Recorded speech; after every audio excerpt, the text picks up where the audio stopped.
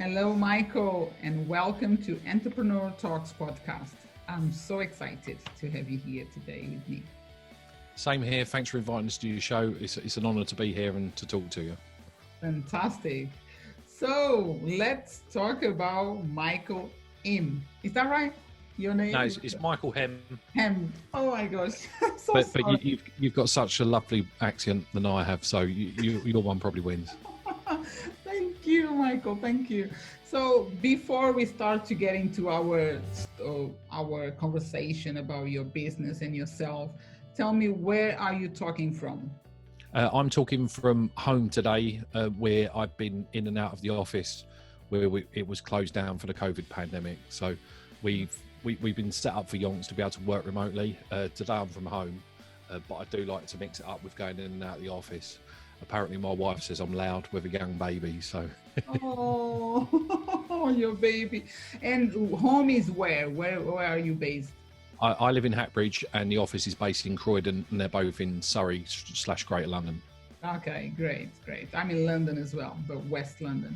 So we are neighbors, right? Absolutely. And Q's wonderful. Fantastic. So tell me about your profession or your job. Is to help people to change their life and make them better. How do you do that? Yeah, so we technically, I'm a chartered certified accountant, so I'm ACCA registered, did the exams, and the accountants is normally about doing accounts. But a lot of our clients are small businesses, and they use us for their first point of contact. So everything that, whether they have struggles, pains, concern, they'll naturally come to us. So what we do to be proactive in relation to that is when we take our clients on board, we understand of what their real ambition is and how that then links into their goals. So every decision, every action, everything that we do and suggest has to take us closer to getting them towards their goals, because a lot of business owners know how to run their service, or they may know how to make product, and they may know how to do stuff, but not all of us are taught to how to run their businesses like an accountant would be. So we're there to support them all of the way, which hopefully improves their lives. Especially now with this, how has been this? I believe like it's been very busy for you as an accountant for the COVID-19 quarantine lockdowns and life, like we've been living through this. How it's been for your company and for yourself? It's been like a tsunami. Now, normally, normally we charge for our services in advance, but we took the active decisions for all of our business and sole trader clients is to actually show them in this period love. So we offered all of them a private one-to-one meeting with either me or senior members of my team, so they had a roadmap on how to get through this process. So we spent a lot of time at the beginning of COVID doing 15-hour days for no extra fees. Wow. To basically get through this together, because everyone was scared, and yeah, it's true. And the only way to combat fear is through courage. Yeah. And the only way to combat that is with love, and we put our arm around every single client. That's amazing. I believe like was a tsunami, but filled with love and compassion about others as well, because this has been a crazy times, and especially for accountants. I need to say, I need to clap the hands, because you've been going through something. Like in general, every services, let's say, they've been through something, but when it comes to accountancy, I think your jobs just went crazy mad, because you actually don't know what's coming next, but you need to teach people to be calm down and etc. Is that right? Yeah, that's totally correct. And it was the things that I took the positive out of this. There was a lot of businesses that knew that they had decisions to make, and this turbocharged them making the decisions that they've been sitting on their laurels about. So whether they've got problems with team members, whether they've got waste in their business that all businesses have, this is the time to really take some action. So we spent a lot of time working through our clients on Zoom, helping them make them big decisions. Wow. And if there was a lot of suggestions in the media about, oh, you could do this, you could do that, you could do this, and the rules were changing constantly, And there was lots of times where I told our clients not to do things because it would be illegal. It's not quite right, or whoever's giving you that is giving you bad advice, and making sure that they don't break the rules unknowingly. Yeah, totally understand. And when did you start your company? I started MDH in 2010. So I started in May 2010 from a bedroom in my house. Started off with a handful of clients, and then I've built it over the last decade. So I was quite excited of coming into 2020 saying, yeah, we're going to have a big party, and it's a 10-year party. And March started, and I'm thinking, oh, the accounting practice is going to disappear because we're going to have no clients left. But you have to get over that, and then you have to be brave and support people. The ones that have been with us 10 years to the ones that have just come on board. So you still got the clients, maybe not the same number, but you haven't done your part yet, right? No, we haven't done the party because a Zoom party wouldn't cut it. But I mean that from me was just checking into my own ego. It was about, this is the time not to do this. This is the time to really shine. Yeah. And this is the time to lead from the front. And before COVID-19, so your clients were more like, because I know I heard that you said that you got an office, but so you had people going to your office, right? Yeah. But because your clients, what kind of clients do you have? They are now on Zoom, or they were before as well, from another country or from another city? Yeah, we've got a lot of our clients are fairly local within the M25 region. Wow. We do have some in Cornwall. We do have some in Sheffield. They're more down to personal relationships where they know me or one of my team really well.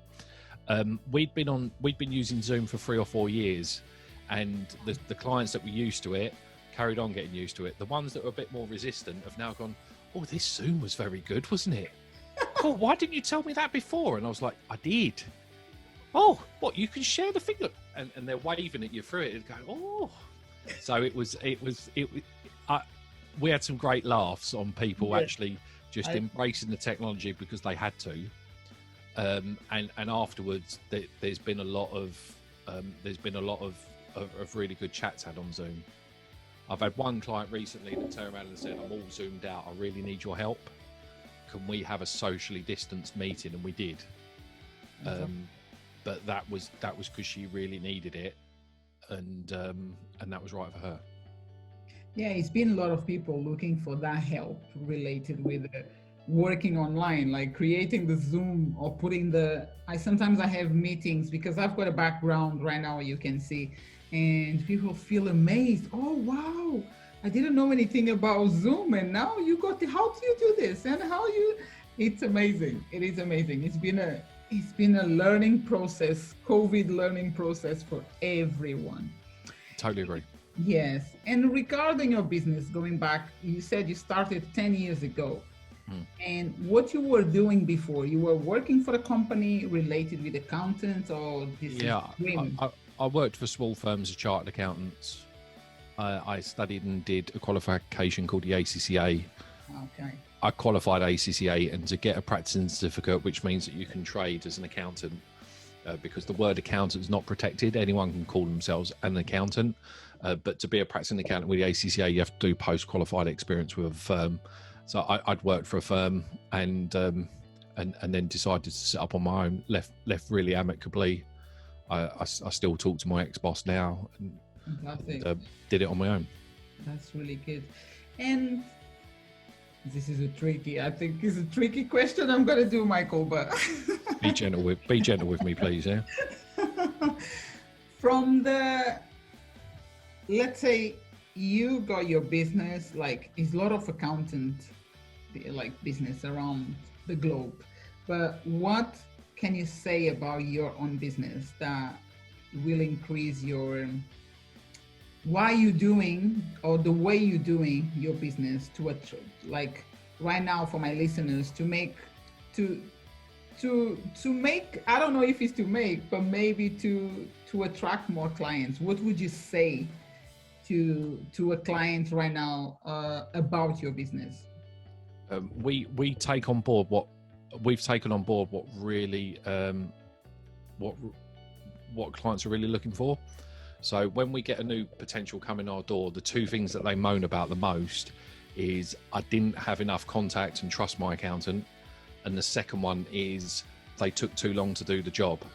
So we're passionate about turnaround days. So a company needs to file accounts 9 months after the year end. We normally get them done in 3. Oh, Most people normally do their self-assessments in December and January.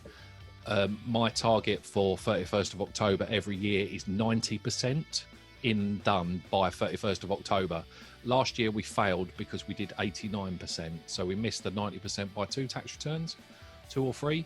So we don't just say it, we do it. What we also do as well is it's not just about the accounts, it's about you guys as people. So every single business customer, we know their goal and it's shared between the whole team. So everything that's really important to them, and that could be a forever home, that could be having a family, that could be doing whatever, challenging to their FU number. We know exactly what their goal are. So every single one of the team gives the advice and knows exactly where they're going to. And that personal touch goes a long way, I think. And that starts from the first potential client new meeting that we have from day one. I love it. I love to thank you so much for answering this question, and I could feel your passion. Thank you. It's really like I feel like yes, if I need an accountant, I'm coming. I believe in Michael because the way you talk, the way you help people, I think this is very important in any kind of business. And yeah, I mean, if anyone's looking, because I think it's quite daunting if you're a non-accountant to get an accountant, because you're and there's a lot of people that are really daunted. So I've got a video on our YouTube channel that's got the questions to ask when choosing an accountant. So whether you decided to use MDH or another firm, if you went into that meeting with those questions, you'll sort out the really good ones from the average ones. Oh, that's very interesting. So it's on your YouTube channel, you said? Yeah, it's on our YouTube channel, which is MDH Accountants. But it's the first video that we did is questions to ask when choosing an accountant. That's very good. I will have a look. And also, you mentioned to me, not in this conversation now, but tell me and tell my listeners about the awards that you won lately, the last one. I don't know many, but we won a few recently. So a year ago, we won AVN's Most Inspiring Accountant Award. We shared it jointly with a firm in Scotland. And that was where we presented in front of a conference, and the conference voted. There was a second award that was a couple of weeks ago, which is the Excellence in Challenging Times. And what that meant was the accountants and business advisors that had really stepped up during COVID, that had really gone out there and done stuff. So we all submitted case studies of stories of clients that we'd helped with during COVID. So I personally wrote 3 stories, and 2 of them made the final. Wow, well done, Michael. Well done. And when can we read that stories or is it special? No, you can. So on our YouTube channel, there'll be a video coming out on the award. And what I'll probably do is I think I'll be getting a copy of the snippet because we had to do a Zoom, and when we did a Zoom presenting our stories, the audience on the Zoom voted. And so I'll be able to get 2 copies of the Zoom on our YouTube channel. That's a really good thing. That's a really good award, like especially now during the COVID. And is, as you mentioned, is excellent. What is the name? Excellence in Challenging Times Award. Yeah, well done. Congratulations. So it's good. It came with various coaching packages, which was generous of the organisation. It came with £2,000 prize money that I'll take the team out for a special event, and when we're allowed out in 2023, we'll decide. Oh my God, Michael, you're already thinking like we're going to be out on 2023, able to do live. I'm teasing. It's when it's safe for us to go out. I'll choose something that the team haven't done before, and I'll use that prize money to spend on the team event. I was thinking 2022, not 2023, but I never heard. Let's hope it's 2021. So yes, but not 23 is too far. Oh my gosh. Anyway, if it's gonna be, it's gonna be. But Thank you so much. Thank you for bringing all this about your business and your career, what you're doing, and helping other people. And also, I want to ask you one more question: is how can people connect with you and get to find more about your work? People can connect with me. My name's called Michael Hemme, spelled Michael Hemme. I'm on LinkedIn, so please connect with me with the welcome message of the link from this podcast. Also, we have on our website 2 different books that are produced. One is 71 Ways to Pay Less Tax, because I hear loads of people moaning about paying too much tax. So download that book. It's completely free. I update it every single year. And I also have a book on business growth, which is where a lot of people stop with accounts. It's what you do afterwards to then make it better. That's really good. And your book, the second book you mentioned, is on your website as well? It's on our website, which is www.mdh.me.uk. All right. And what about, is on Amazon or somewhere else? No, it's just literally a download from our website. So you can download it in a PDF format. And you can also, if you want a hard copy of the book, there's an option to say, I would like a hard copy, and we will post that out to you and pay the postage fees. What I'm interested in people in doing is the action that they take from downloading that, because that's where the magic happens. Wow, that's good. I'm going to do it. I will be doing, because this is essential for life. It's like to understand more. And I'm sure like my listeners as well, you're going to have a lot of people downloading your books. I'm excited. So, and you also got 71 ways to pay. I know you already mentioned, and the business book. So they are the both like 2 books you mentioned, right? Correct. Great. That's fantastic.